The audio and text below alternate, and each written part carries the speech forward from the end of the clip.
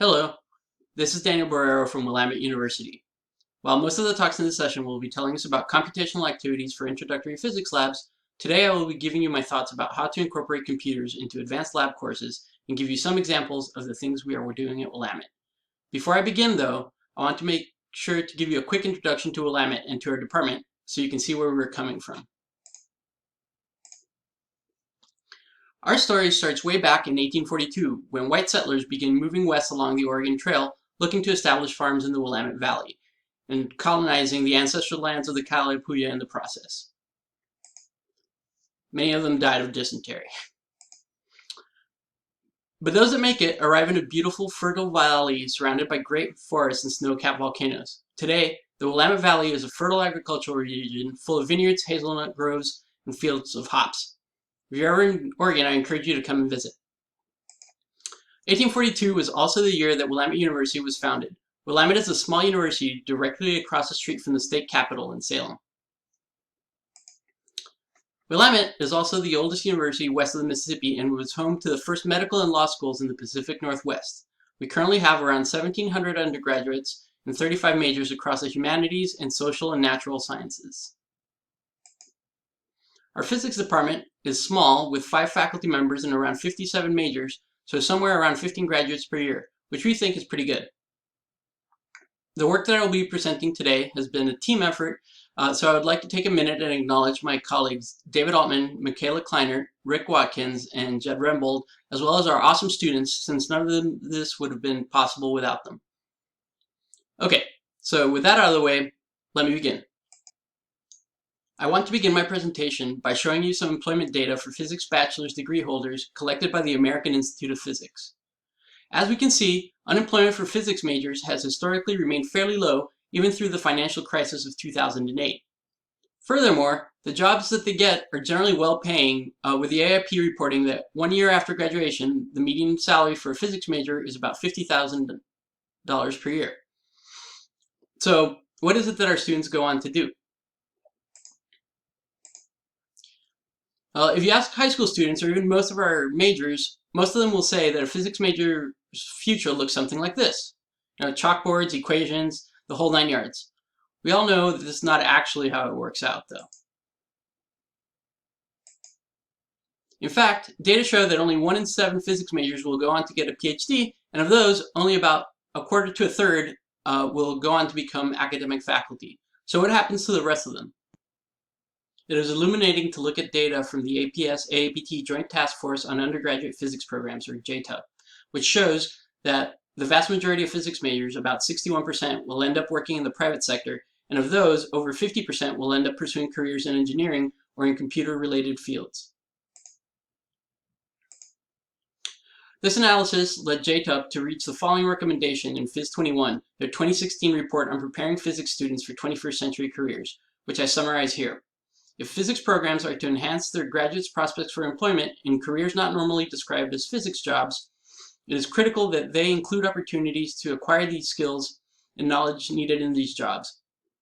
These opportunities can be created within the physics program and can broaden the physics graduates' employability without diminishing their traditional physics capabilities.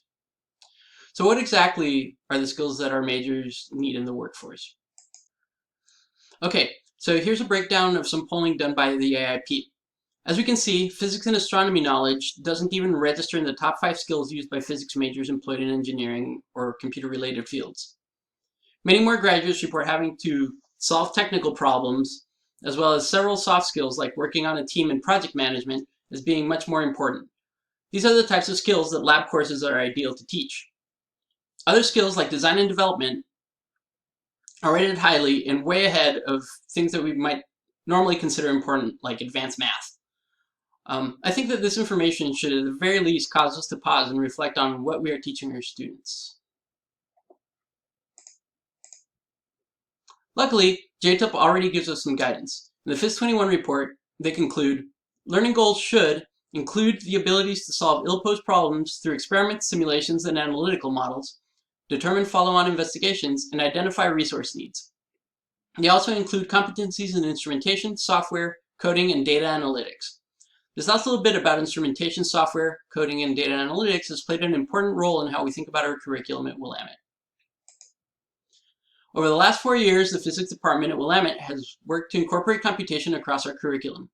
We started at the intro physics level, teaching students to write simulations of simple systems using GlowScript, which simultaneously provides an introduction to Python. Starting in our third semester modern physics course, we migrate over to Jupyter notebooks, which we use to teach typical physicsy computational techniques like solving ODEs, fitting data, doing linear algebra problems, and so forth. As of right now, all but 2 of our courses have some form of computational component. I can talk more about how computation fits into our traditional lecture courses during the Q&A session if anybody is interested, but today I want to talk to you about how we've incorporated computation into our advanced lab course. To motivate this discussion, I present to you the following recommendation from the JTUP report. The technical skills that physics graduates acquire should be expanded to address a wider and deeper knowledge of computational analysis tools, particularly industry standard packages. It is my belief that advanced lab courses are uniquely positioned to introduce students to computational techniques and tools that are widely used in industry but do not fit nearly into other parts of the physics curriculum. I'll now give you some examples of what I mean by this. About 4 years ago, our department received an NSF grant to develop a series of labs, which we call optics. These labs give students hands-on experience with research-grade optics and familiarize them with a variety of optical techniques like diode lasers, microscopy, and CCD cameras. Importantly, several of these activities call on students to design optical systems to achieve various goals. While some of these designs are easy to do with pen and paper, others are a little trickier, so we ask them to use ray tracing software to help them with the design process. Before I show you what that looks like, I'd like to point out that all of our lab manuals are available on our website, so if you're interested in checking them out, just Google Willamette and optics and you should be able to find them. Okay, so here's a short video of me using optical ray tracer. This is a ray tracing program by Paul Ludus, a retired optical engineer who worked for NASA. You can see that it is fairly straightforward for me to introduce an additional lens into the beam path and then modify its properties and check where things like focal points and so forth end up being. It's also possible to position elements slightly out of alignment or tilt them and see what happens. So it's pretty useful for looking at sort of real optical systems. This particular piece of software is not the industry standard though. That would be Oslo. But we found that the learning curve for Oslo was a little bit steeper than we wanted, so we went with optical ray tracer instead. But if you are interested in Oslo, Oslo does have a free student version that not only does ray tracing, but can also do physical optics type calculations. Another area that we find that computers can really enrich the advanced lab experience is in teaching students about the design and fabrication of apparatus. If you haven't done CAD in a while, you will be pleasantly surprised how much easier it's gotten. Here's an example of me drawing a part in Onshape. I picked this software because it's a free web-based clone of SolidWorks, which is the de facto industry standard for 3D modeling and design. But unfortunately, SolidWorks doesn't have a free version. So Onshape is a good alternative. As you can see, it's pretty intuitive and straightforward. I just draw a figure and then use the extrusion tool to either extrude material or to cut it out. So for example, here I make a cube and then cut a hole out of it. And students can really pick up the basics pretty quickly. Now, you might be thinking to yourself, I've never used this, and the last time that I did any technical drawing, I had to do it on a drafting table with a pencil and a ruler. So how am I supposed to teach this? Now, this actually brings me to my next point, which is that commercial engineering tools have fairly robust training systems. So for example, if I click on the Learning Center button up here on the top right, I'll end up at a page that looks something like this. You can see that there is a whole series of training modules ranging from simple topics like generating sketches in simple parts to more advanced topics like animated assemblies. Most commercial engineering tools will have something like this, and they are generally quite good, so they can be assigned to students as pre-lab assignments or for homework without having to develop your own tutorials. Since these tools are used broadly in engineering education, there is also a large community of people that have come up with activities or posted tutorial videos on YouTube. So just look online and you'll likely find something that'll work for you. One super cool thing about having students learn CAD is that it provides an easy entry point to teach students about modern fabrication techniques like 3D printing and CNC machining.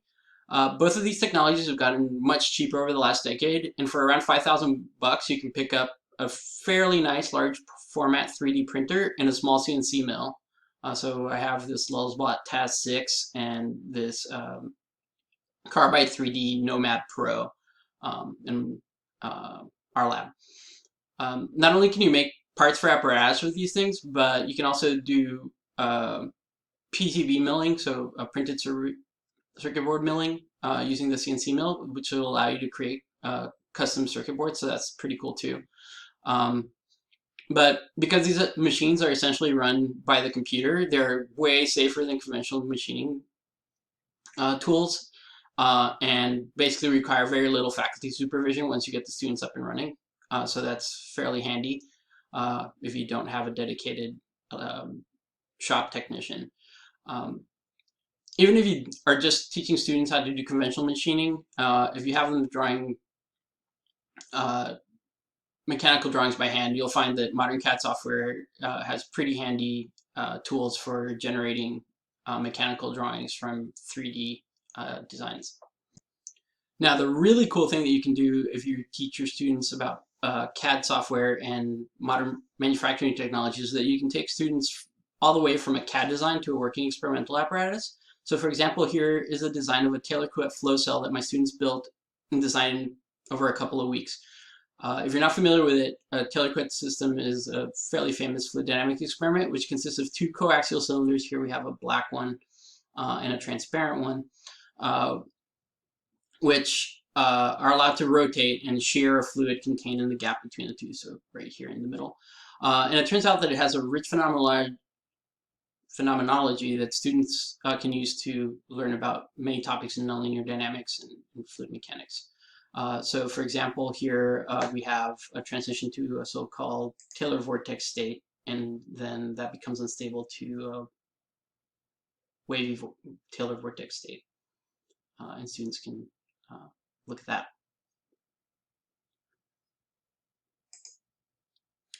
Okay, so with that in mind, I'm going to take a minute here and plug advanced lab experiments that involve video data because they also open up the possibility of teaching students about image processing. These techniques are not only widely used in industry, but they are also crucial in emerging fields in physics like soft matter and biophysics. So here's a couple of examples of the types of things that you can do with students.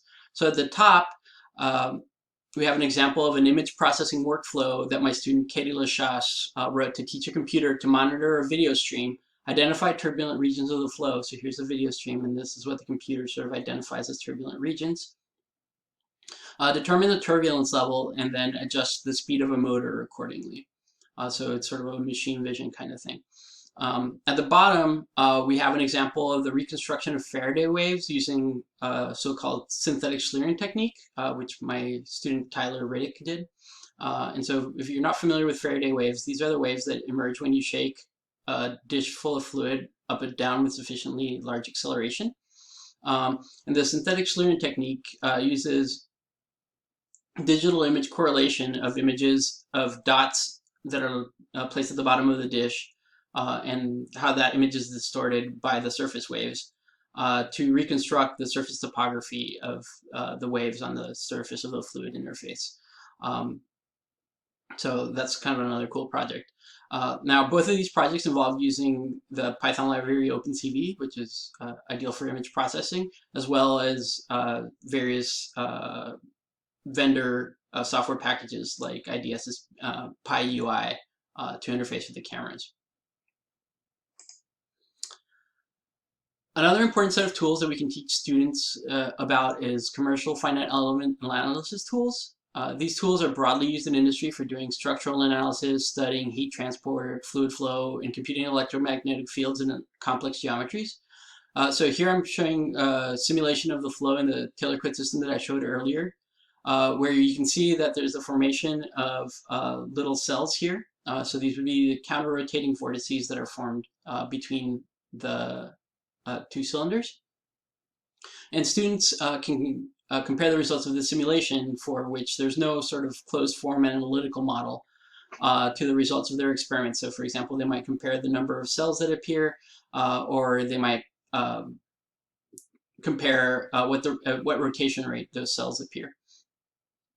This particular simulation was done using a computational fluid dynamics package called Fluent, which is part of the ANSYS workbench and free for students.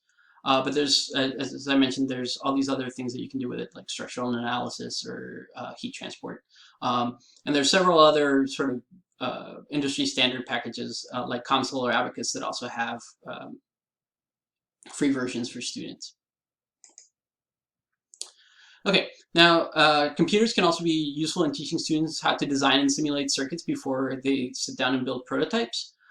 So for example, here I'm using a program called LogiSim to test a design for a half-step driver for a stepper motor, which needs to energize the coils in the sequence shown in the video on the right. So you can see they have to turn on like 2 at a time in sequence. And so here, a simple drag and drop interface allows me to build a digital circuit that will create the right sequence of pulses, which can then be coupled with power MOSFETs in an actual driver circuit to energize the coils. So I can also check, for example, that the driver reverses directions when I connect the input to high. So you'll see that when the little hand gets on the button on the top left here.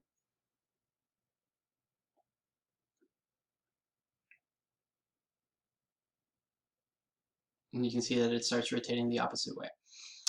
So simulations can really help students save a lot of time when designing circuits because they're usually fairly slow at building them. So if they can simulate them ahead of time, that helps a lot. So while here I'm showing you a simulator for digital circuits, more advanced simulators like LT Spice or Circuit Lab can also do analog circuits if that's what you're interested in teaching. Okay, one last set of activities that I'd like to highlight is teaching students how to use modern electronics like Arduinos and Raspberry Pi. These technologies not only allow students to learn about interfacing hardware with computers, but also give them some experience working with compiled programming languages. So that's kind of an important thing for us because most of our courses are taught using Python, whereas Arduinos are essentially programmed using C or C++, which is a compiled language. So it gives our students some exposure to that.